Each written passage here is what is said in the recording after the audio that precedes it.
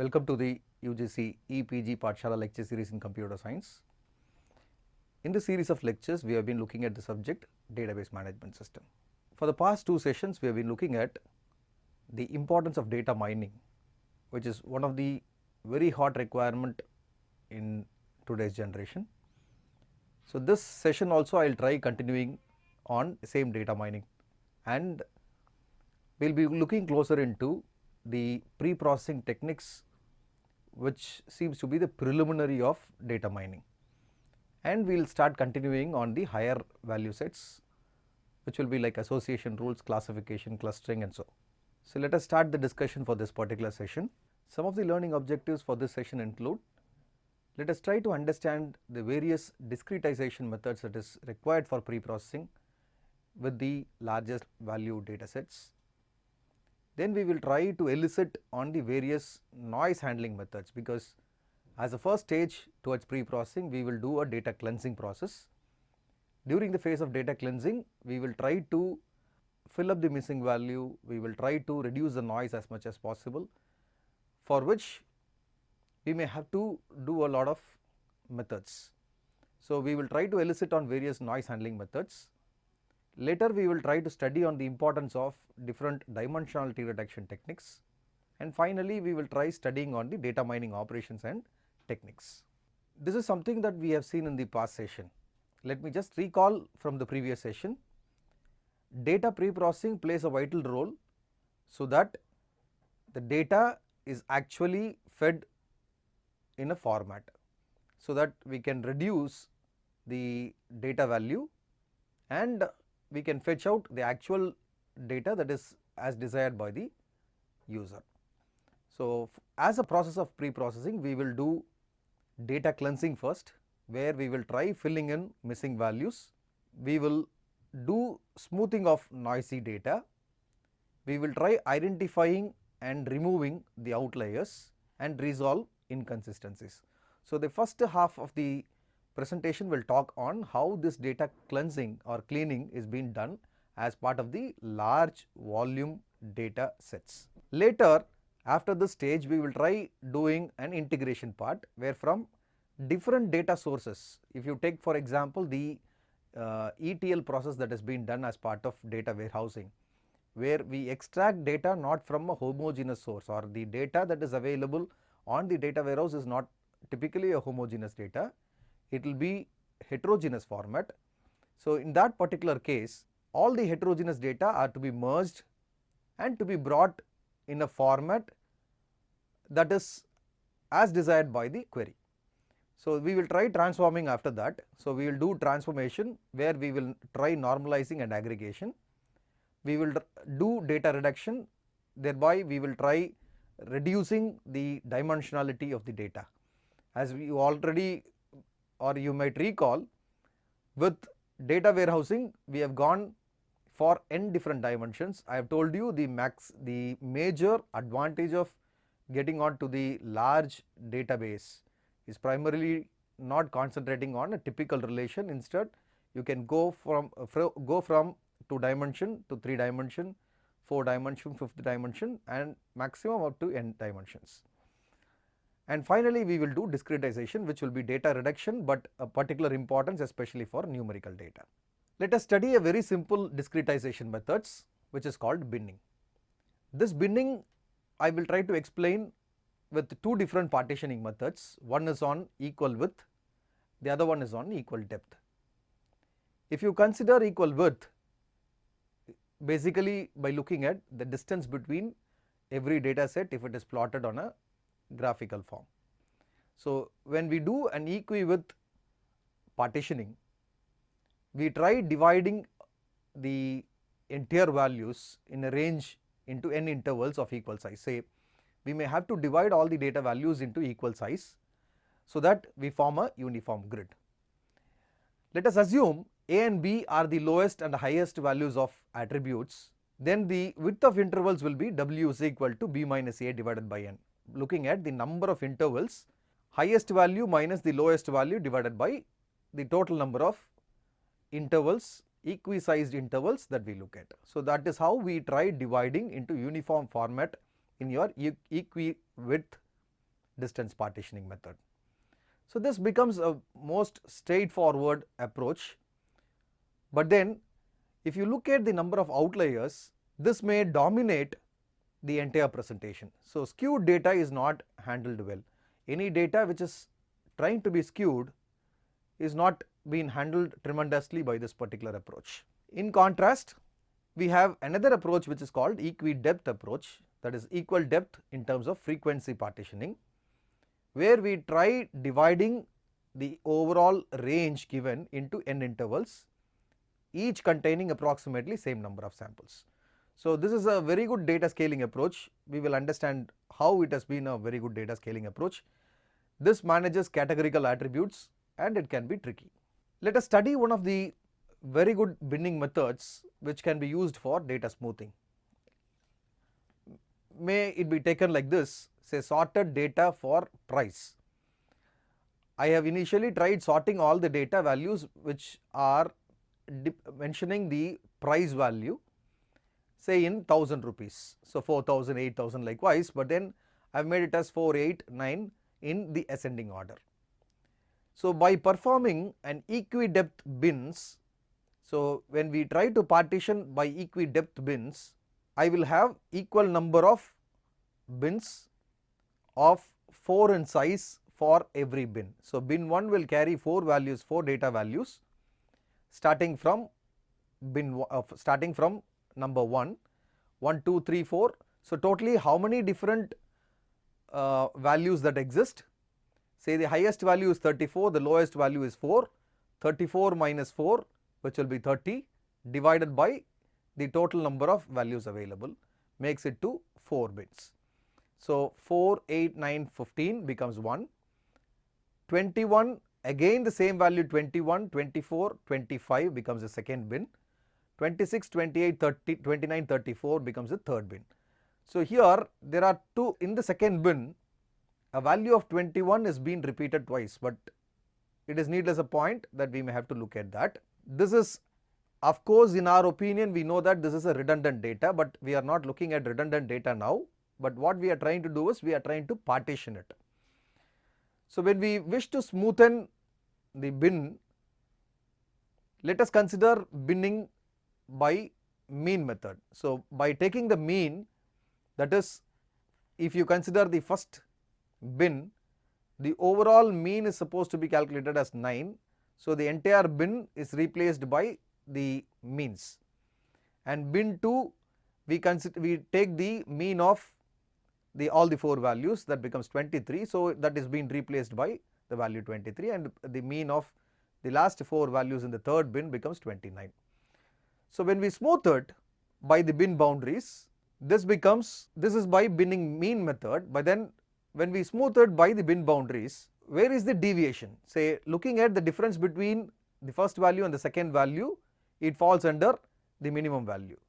Looking at the first value and the third value, it falls under the third value. Likewise, bin 1 by boundary based method, the first 3 values are smoothed with respect to the minimum and the maximum boundaries. So, let us take for example bin 2, where between 21, 1 and 2 compared together, it is an equal value. So, the value is considered to be the same.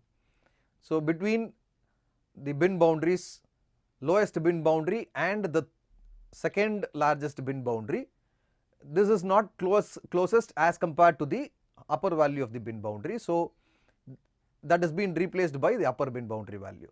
So, this is another smoothing method by where we will normalize, we will try smoothing all the binning values. The other approach becomes cluster analysis approach, where we group values together, but then this tries us, or this gives us a complete opinion on how many outliers does this have. Say all the values which are equal in distance or which has almost similar frequency are mapped together, but then there exists an outlier. The values that you can see it here, these are said to be the outliers, where the distance between a common mean value of the cluster 1 might be far away from, or in terms of distance it is very far away from, either you consider a lowermost data value or you consider a mean data value. Whatever it might be, this is seemed to be an outlier. So, just for an indication of what an outlier mean, this is the actual presentation. So, after having looked at the data cleaning, now it is the process of converting all the data. So, it is the time for us to integrate all the data. So, when I mean by integration, data from different data sources are tried to combine together, and we will try using it for different applications. Say for example, by data integration, I pull out data from either unstructured or structured data. It can be a cleansed data, it can be from some data modeling, it can be from a third party data interface, it can be from data migration, it can be from data profiling. So, several data from different data sources, from legacy data sources we can input data values.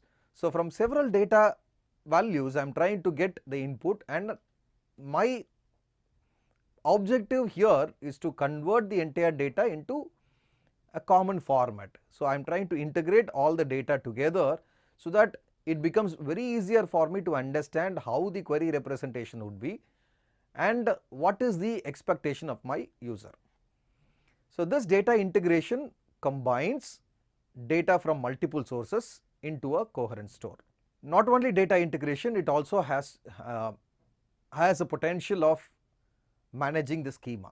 So, schema integration can also be done, where we try integrating the metadata from different data sources. So, every data in turn will have its own metadata. As you might recall, during the phase of data warehousing, I would have talked to you about metadata, which is nothing but a data about a data.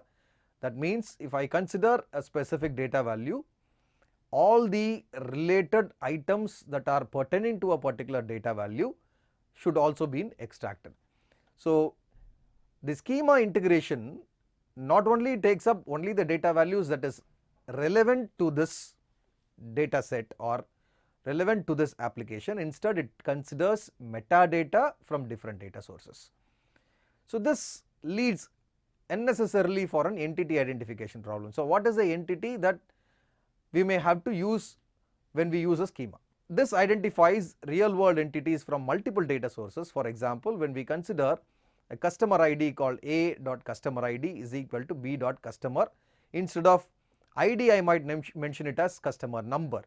So, this can be easily mapped. On one particular relation I would have given it as an ID, and other relation I would have had a hash symbol which represent a number or an ID. So, now that we may have, it is not needless to say that this ID should be a unique representation in different data sources. So, it can be replaced by a symbol also. So, that need to be presented as well. So, this kind of entity identification problem need to be detected and resolved for data value conflicts. So, for some of the real world entity, attribute values from different sources are different. So, the possible reasons might be different representations over different scales, that is, we use different matrices like British unit versus a common metric.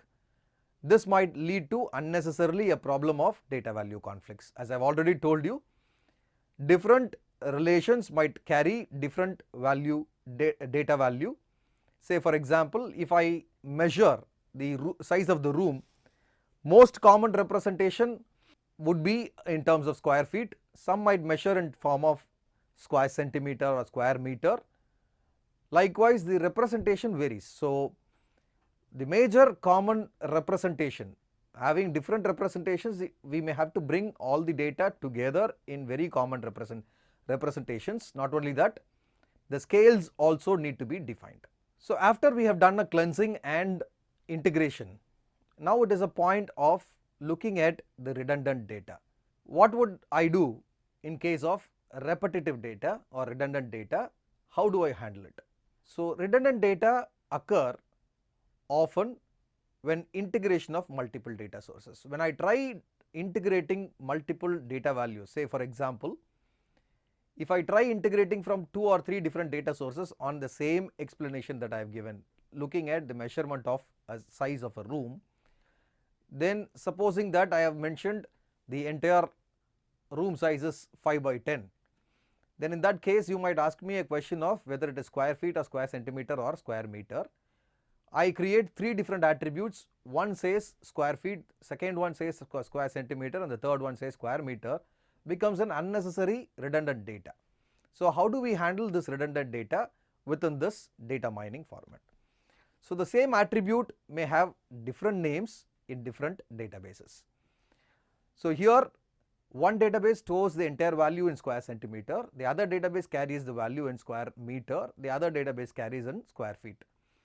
So when I try integrating all the data, integration doesn't mean that all the data values from different sources need to be taken and to be presented in this table. So thereby data mining does not give us a complete intention that the size of the database should increase so as to make the data values redundant.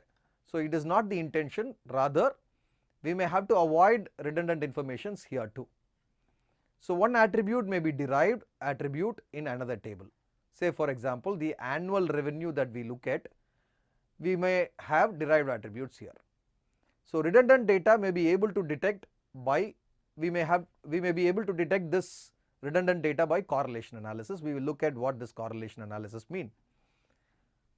So by looking at integration of data from multiple data sources, this may help reduce, or at times we can completely eradicate or avoid redundancies and inconsistencies. So this redundancy and inconsistency plays a vital role when I try creating, whether it could be a database or data mining, and this improves mining speed and quality.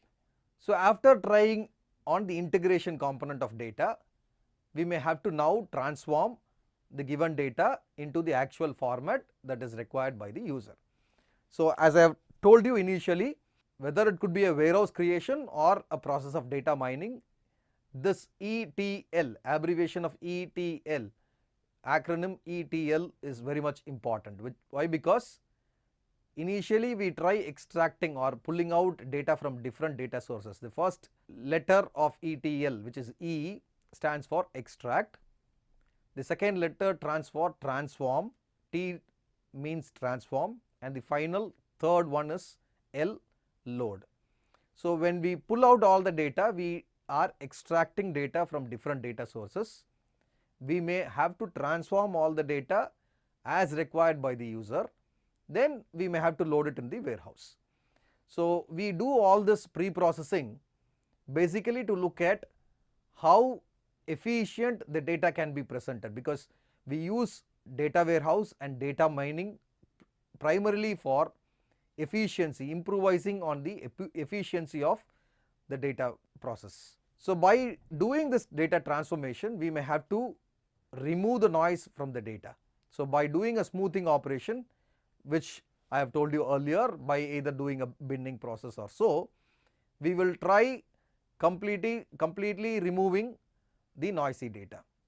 We will do aggregation, whereby we will do summarization and convert into a or construct a new data cube. Data cube is just a 3-dimensional representation. And generalization, which we have a concept hierarchy climbing. All these things we would have seen it during the phase of data warehousing phase itself. And finally we try to normalize all the data, scaled to fall within a small specified range. So now that all these data seeming to be segregated, now I do a transformation process so as to bring it into a very common structural approach. So by normalization, we can do a min-max normalization, we can look at z-scores normalization, we can do a normalization by decimal scaling. So these are different normalization techniques that helps us transform all the data into the format which we wanted. And finally we do an attribute feature construction, which is nothing but creation of new attributes which are constructed from the given ones. So we tend to actually pick out all the data values or attributes which can actually form a meaningful entity as part of a relation. One other phase of the same data pre-processing technique is data reduction. Although we have voluminous attributes, voluminous data values, voluminous entities, now that we may have done, or we have done a procedure of data reduction. So, we have already done a process of transforming and we have looked at redundant data. So, one such approach is your data reduction strategy. So, warehouse may store terabytes of data or more than terabytes of data. So, we might, because of these much storage of terabytes of data, we might land up with complex data analysis or mining. So, this may take a very long time to run on the complete data set. Say for example, terabytes of data, we have millions and millions of records to be searched for. So, if at all I am to search for millions of records from the database, this might take a long time. So, this, if it has been reduced or optimized as needed by the user, then the total time for getting the output might be as well reduced. So, we may have to perform a data reduction strategy which obtains a reduced representation of data set that is much smaller in volume, but it produces the same analytical results. So, whatever we wanted or whatever we got with the previous output with large volume output, now that we may have to produce the same volume or the same result, but with a reduced data set. So, some of the data reduction strategies include aggregation by data cube, so data cube aggregation, dimensionality reduction. Say from higher dimension we can break it up to smaller dimensions which can lead to the same result. Numerosity reduction, thereby we reduce it by numerical values. Discretization and concept hierarchy generation. So, this we have seen it already in terms of bin segregation. Let us see what a dimensionality reduction mean. Dimensionality, one of the dimensionality reduction technique is by identifying the feature selection approach. So, we have a list of attributes which are termed as subset which is to be selected. So, select a minimum set of features such that the probability distribution of different classes given the values for those features is as close as possible to the original distribution given the values of all features. So, having listed the entire list of features, but then we are almost to select the subset of it, minimum list of features which gains us in an understanding of reduced number of patterns. So, the intention is to get reduced number of patterns from the pattern list, which makes us easier to understand on this database rather than the overall database that makes us a complex procedure for us to get a result analysis done. So, this can be done either by feature selection or by some of the heuristic methods. These heuristic methods are due to exponential number of choices. Maybe we can do by stepwise forward selection. So, on a forward move, what are to be done at each and every process can be defined, and after clear definition of every selection feature forward selection, we can do a feature identification process, or backward elimination, going backwards what and all should be eliminated. So, I proceed backwards so that I tend to eliminate some of the major list of features that is unwanted for this particular scenario, or we can make a combined approach where we have a forward selection and backward elimination which can be done in parallel. So, this in comparison with software engineering where we would have studied as fan in and fan out concept, likewise we can either do a top down hierarchy or a bottom up strategy. Likewise, forward approach and backward elimination approach would help us identify the actual or the required number of feature sets that is required for excellent selection of the relation.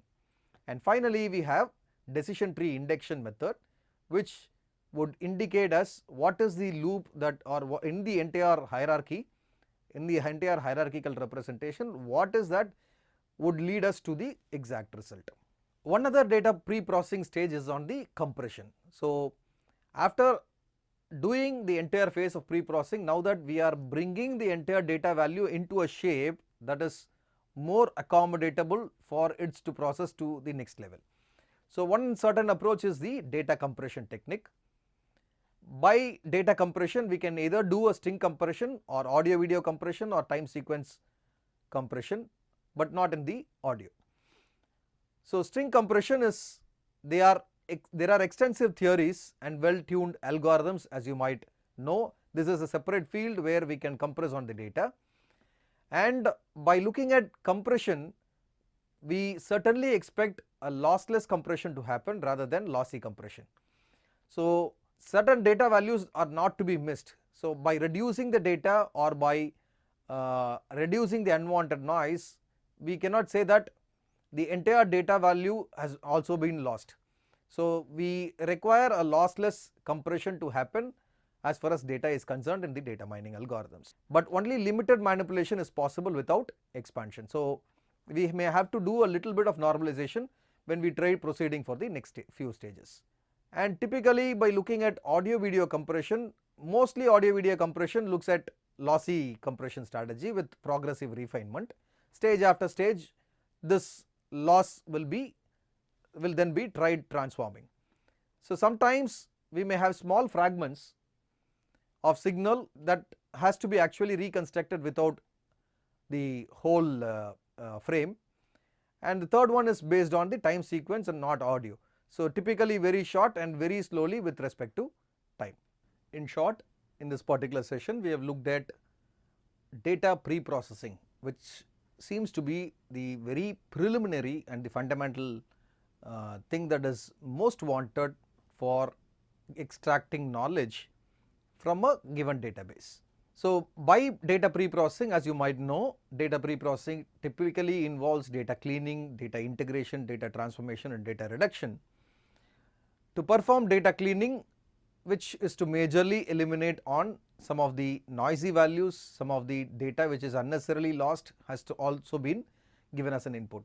So by looking at the different techniques like equi-depth and equi-width, we can do a level of smoothing which can bring out the data in the actual form. And the other thing that we have seen is extracting data from different data sources. This has not taken data from homogeneous data source, this has been from heterogeneous data source. So data integration plays a vital role, and we try to transform all the given data into the format as desired by the warehouse, so that this would extract in the way and with ultimate time, say time becomes a key point, and efficiency of the data also plays a vital role, for which we may have to do some data reduction strategies also. By performing all this, we are bringing the actual data into a form, into a representation which can actually lead us to very good knowledge process. Thank you.